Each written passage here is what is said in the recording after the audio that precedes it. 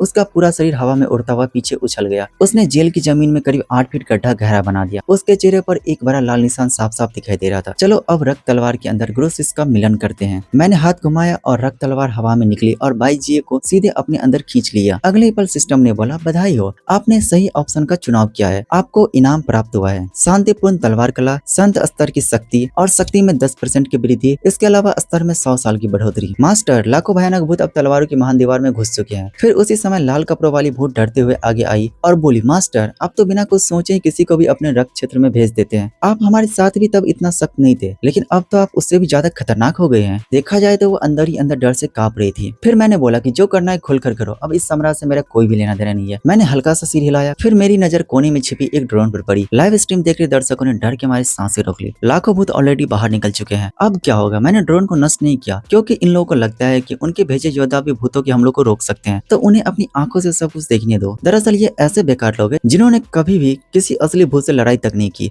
असल में इनकी हालत तो मुर्गी और कुत्ते से भी ज्यादा खराब थे। फिर मैंने अपनी नजर हटा ली और सिस्टम से मिले इनाम को देखने लगा। ट्रिपल एस रैंक का फिनिक्स फल सामने आ चुका था। पूरे जेल में अचानक एक अजीब सी मनमोहक खुशबू फैल गई थी। लाल कपड़ों वाली भूत ने तुरंत सिर उठाया। ये कैसी जबरदस्त चीज है, सिर्फ इसकी खुशबू सूंघते ही मेरे शरीर की भूत ऊर्जा थोड़ी सी बढ़ गई है। उसका रिएक्शन देखकर मैं हल्का सा मुस्कुराया। ये फिनिक्स फल है। ये फिनिक्स फल भले ही ट्रिपल एस रैंक का है, लेकिन ये समान ट्रिपल एस रैंक के खजाने से बिल्कुल अलग स्तर की चीज है। तुम एक टुकड़ा खाओगी? मैंने उंगली से हल्की तलवार की ऊर्जा छोड़ी। फिनिक्स फल तुरंत 2 हिस्सों में कट गया। सच में मास्टर? लाल कपड़ों वाली भूत हैरानी से सामने पड़े फल को देखने लगी। उसकी आंखों के अंदर आश्चर्य झलक रही थी कि इतनी कीमती चीज क्या मैं सच में उसे खाने के लिए दे सकता हूँ? ये बस एक ट्रिपल एस रैंक का फल है, कोई बड़ी बात नहीं है। मेरे पास ऐसी चीजों की कमी नहीं है। मेरी बात सुनते ही सिर्फ लाल कपड़ों वाली भूत ही नहीं, लाइव स्ट्रीम देख रहे दर्शक भी पूरी तरह से दंग रह गए। क्या मतलब? बस एक ट्रिपल एस रैंक का फल? पूरे महान साम्राज्य में इतने ट्रिपल एस रैंक के खजाने भी नहीं मिलेंगे। लिन चैन जैसे प्रतिभाशाली योद्धा को भी ट्रिपल एस रैंक का कोई भी खजाना मिलने का मौका बहुत मुश्किल से मिलता है, लेकिन ब्लैक फॉक्स के पास तो ये चीजें ऐसे हैं जैसे कोई साधारण फल हो। मास्टर, तो फिर ठीक है, मैं इसे लेने में संकोच नहीं करूंगी। लाल कपड़ों वाली भूत ने फिर फल का एक टुकड़ा उठाकर खा लिया। अगले ही पल उसके शरीर से भयानक भूतिया ऊर्जा फूट पड़ी। लाल कपड़ों वाली भूत की आंखें हैरानी से फैल गई। अरे ये तो मेरी शक्ति के अगले स्तर तक पहुंचने का संकेत है। वह तुरंत बैठ गई और ध्यान लगाने लगी। वहीं दूसरी तरफ तलवारों की महान दीवार पर हर तरफ चीख पुकार मच गई थी। बचाओ, कोई तो बचाओ। आखिर महिला योद्धाएं कहाँ है? वे सभी तो जेल के अंदर गई थी। फिर बाहर इतने सारे भूत कहाँ से निकल आए? इतने सारे भूत बाहर निकल गए और महिला योद्धाओं ने कुछ भी नहीं किया। क्या वे सभी निकम्मे निकले? दूसरी तरफ अदालत में करीब 10,000 भूतों को देखकर जज डर के मारे चीखने लगे। वे मेजों के नीचे छिपकर कांप रहे थे क्योंकि वे खुद योद्धा नहीं थे। इतने भयानक भूतों के सामने उनके पैर तक कांप रहे थे। उनमें भागने तक की भी हिम्मत नहीं बची थी। लेकिन लंबी जीभ वाले भूत का ध्यान एक आवाज की तरफ गया। अगले ही पल उसका शरीर अदालत के अंदर दिखाई दिया। उसने दीवार पर मेरे खिलाफ लगाए गए नारे को देखा। वो कुछ पल के लिए हैरान होकर रुक गया कि आखिर ब्लैक फॉक्स मास्टर ने ऐसा कौन सा गुनाह कर दिया था कि देश का रक्षक होने के बावजूद भी हर कोई उसका दुश्मन बन गया था। उसने ऊपर अदालत में लिखे मेरे अपराधों की सूची देखी और यह देखते ही उसकी हैरानी धीरे धीरे गुस्से में बदल गई। सिर्फ इसलिए कि ब्लैक फॉक्स मास्टर रोज देसी पोहा पीते थे और अपनी ड्यूटी में लापरवाही करते थे। अगर मुझे जहाँ तक याद है तो देसी पोहा पीने से हमारे मास्टर की ताकत तो और भी ज्यादा बढ़ जाती थी और अदालत ने इसे भी अपराध बना दिया था। क्या इस साम्राज्य के लोगों के दिमाग में गोबर भरा है? फिर लंबी जीभ वाले भूत ने हंसते हुए बोला कि तुम लोगों को खाकर कहीं मेरी बुद्धि भी खराब न हो जाए। मार डालो, एक को भी जिंदा मत छोड़ना। उसके पीछे खड़े भूतों ने तुरंत उन जजों को घेर लिया। अगले ही पल जजों का चेहरा डर से सफेद पड़ गया। उसकी आंखें पूरी तरह से निराशा से छा गई। लेकिन फिर अगले ही पल मैं ध्यान खत्म कर चुकी लाल कपड़ों वाली भूत को अपने साथ लेकर वहां पहुंचा। मेरी परछाई को देखते ही उन जजों को मानो जैसे डूबते हुए इंसान को तिनके का सहारा मिल गया हो। ब्लैक फॉक्स, तुम आखिर हमें बचाने के लिए आ ही गए। हमें अपनी गलती समझ आ गई। प्लीज इन भूतों को मार डालो। हम तुम्हारे खिलाफ दिया गया गलत फैसला वापस ले लेंगे। मैं एक पल के लिए रुक गया, फिर मेरे चेहरे पर मजाकिया मुस्कान आ गई। तुम लोगों के पास अब भी मुझसे मदद मांगने की हिम्मत है? तुम्हें पता नहीं है कि महान सम्राट से मैं अलग हो चुका हूँ? मतलब तुम लोगों की जिंदगी और मौत से मेरा क्या लेना देना? आखिर यही तो तुम लोग चाहते थे। दरअसल इन्हें अपनी गलती का एहसास नहीं हुआ था, बस अब इन्हें अपने सामने मौत दिखाई दे रहा था, इसलिए मेरे साथ इज्जत इज्जत खेल रहे थे। तभी लंबी जीभ वाला भूत पूछने लगा, मास्टर ब्लैक फॉक्स, इन लोगों को मारना है क्या? जो करना है करो। मेरी सलाह है कि इनका नामो निशान तक मिटा दो, और ऐसे मिटाओ कि इसके औलाद को भी याद न रहे कि इसका बाप कौन था। मेरी बात सुनते ही उन जजों का चेहरा सफेद भर गया, उनकी पुतलियां डर से सिकुड़ गई। फिर अगले ही पर लंबी जीभ वाले भूत ने अपनी जीभ को बिजली की भांति बाहर निकाली और कुछ ही पलों में उसने जज का सिर धड़ से अलग कर दिया। ऐसी घटनाएं तलवारों की महान दीवार के अलग अलग हिस्सों में हो रही थी। दीवार पर तैनात ज्यादातर योद्धा ज्यादातर निचले स्तर के थे। वैसे भी जिस वक्त मेरा मुकदमा चल रहा था उस वक्त इनमें से कोई भी मेरे समर्थन में नहीं आता, बल्कि उल्टा कुछ तो मेरे खिलाफ खुलेआम बोल रहे थे। अब लाखों भूतों के इन हमलों में वे सभी इन भूतों का भोजन बन चुके थे। चारों तरफ का दृश्य इतना भयानक था कि देखने वालों की रूह तक कांप जाए। ड्रोन लगातार पूरे देश के हालात को लाइव दिखा रहे थे। महान साम्राज्य का हर नागरिक डर से कांप रहा था। वे लोग सोच रहे थे कि अगर लाखों भूत महान साम्राज्य के अंदर पहुंच गए तो तलवारों की महान दीवार का जो हाल हुआ है वही हाल अब शहर का भी हो सकता था। अचानक तलवार की महान दीवार के ऊपर जोरदार धमाका गूंजने लगा। अगले ही पल 8 बेहद भयानक शक्तियों की मौजूदगी ने